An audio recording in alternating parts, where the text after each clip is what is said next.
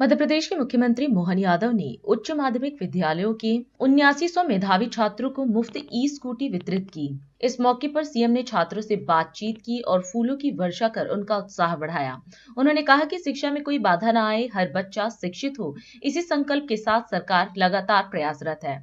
उन्होंने कहा कि यह योजना खास तौर पर उन बच्चों के लिए है जो सरकारी स्कूलों की मेरिट सूची में शामिल हुए हैं। प्रतिभाशाली विद्यार्थियों के लिए स्कूटी का आज का देना, सच में मैं अभी एक एक करके सभी मित्रों से पूछ रहा था कि आपने कितने नंबर लाए, आपको आगे बनने का क्या मूड है, क्या आपका सपना है, क्या सोच रहे हो। और मुझे इस बात की प्रसन्नता है कि 12 लोग आए और 12 के 12 में से 12 प्रकार के विभाग उनने अलग अलग बताए, कोई ने मिक्स नहीं किया एक साथ। किसी ने कहा कि मैं आईएएस अधिकारी बनूंगा, किसी ने कहा मैं आईपीएस बनूंगा, किसी ने कहा मैं जज बनूंगा, किसी ने कहा मैं इनकम टैक्स का इंस्पेक्टर बनूंगा, कोई ने कहा मैं एग्रीकल्चर का साइंटिस्ट, एक और इसरो के अंदर मैं अपना अंतरिक्ष में वैज्ञानिक बनूंगा, और कोई ने कहा मैं सेना में जाऊंगा। जरूर सबके लिए शुभकामना है, लेकिन मैं उम्मीद कर रहा था कोई ये तो बोले कि नेता बनूंगा। ये मैं बड़ा मुश्किल है।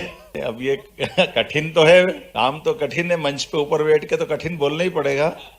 बच्चों से पूछो कठिन है कि नहीं है, लेकिन ये हमारे लिए, इस लोकतंत्र के लिए, आज के समय के लिए विचारवान विषय तो है कि दुनिया का सबसे महान देश हमको बनाना है और दुनिया के अंदर भारत के गणतंत्र की छाप छोड़ना है। तो हमारे टैलेंटेड लोग भी अपने कामों के साथ, इसका मतलब क्या हुआ, प्रतिभा अगर है तो प्रतिभा के बलबूते पर हम चाहते क्या हैं, चाहने के लिए अगर हमारा दायरा देखें तो एक तो ये हो जाएगा कि मैं अपने जीवन में मेरी सुख सुविधाओं के लिए जो बेहतर से बेहतर हो जाए, मैं मेरे तक रहूंगा तो मेरी प्रतिभा के साथ न्याय करूंगा कि अन्याय करूंगा।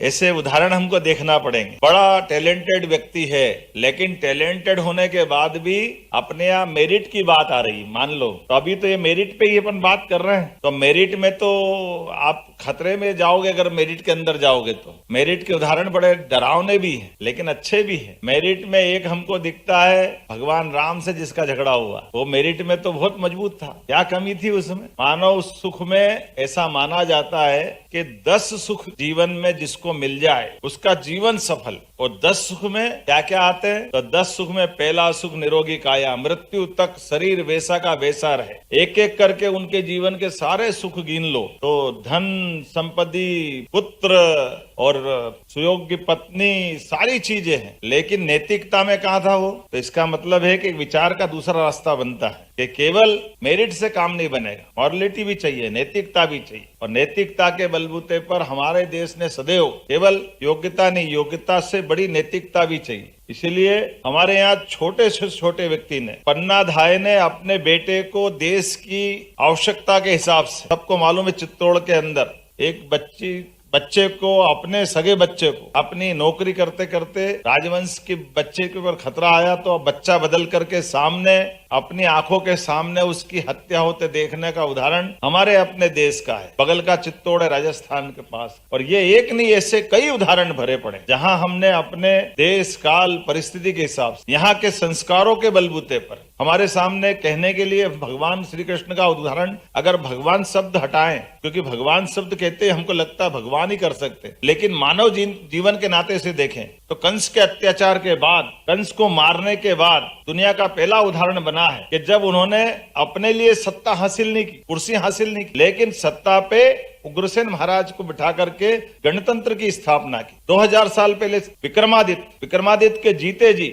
सच्चे अर्थों में तो विक्रमादित्य का नाम विक्रमादित्य भी नहीं है, उनका नाम है सहसांक। और सहसांक नाम होते, उनका अपना नाम होते होते जो असंभव को संभव कर दे, उनके बारे में ऐसा कहा जाता है कि असंभव को संभव करने में, अब आप बताओ इसमें टैलेंट लगेगा कि नहीं लगेगा? टैलेंट वाले तो करते हैं असंभव को। 97%, 99%, क्या क्या उदाहरण है ये आपके जो उदाहरण है। तो जिसने विक्रम मतलब सुक्रम, तो कोई भी सुक्रम 1, 2, 3, 4 गिनती तो कोई भी कर सकता है, लेकिन विरुद्धार्थी क्रम को सुक्रम में बदल दे, संभव को संभव कर दे, उसका नाम विक्रम। और आदित्य वैसा आदित्य के समान है, इसलिए उनको उपाधि मिली विक्रमादित्य। उनका मूल नाम भूल के लोग जीवन भर उनको विक्रमादित्य कहते रहे। अभी ज्यादा पुरानी बात नहीं, 100 साल पुरानी बात करें, 1923 में आपके जैसे टैलेंटेड एक विद्यार्थी बढ़ते बंगाल से, जिसने अंग्रेजों की उस समय की सत्ता तो बहुत जबरदस्त रूप से थी, वर्तमान के पूरे एशिया के हिस्से से होते हुए दुनिया में उनका सूर्यास्त नहीं हो रहा था, लेकिन नेताजी सुभाष चंद्र बोस ने कहा कि हाँ, हम में टैलेंट है। क्योंकि ये हमको गाली बकते थे कि हिंदुस्तान वालों में दिमाग नहीं है, हिंदुस्तान वालों में समझ नहीं है, केवल अंग्रेज ही शासन कर सकते हैं, अंग्रेज की सत्ता से ही भारत का भला होगा। ऐसे में आईसीएस की एग्जाम होती थी उस समय, तो आईसीएस की एग्जाम में नेताजी सुभाष चंद्र बोस स्वयं शामिल हुए। शामिल होने के बाद उसमें प्रावीण्य सूची में आए, और प्रावीण्य सूची में आने के बाद उन्होंने नौकरी नहीं की, अपने प्रमाण पत्र को फाड़ के फेंक दिया। यह अंग्रेजों के मुंह पे जूता मारा उन्होंने कि यह हमारा टैलेंट है, लेकिन हम अपनी प्रतिभा के बलबूते पर। राष्ट्र सर्वप्रथम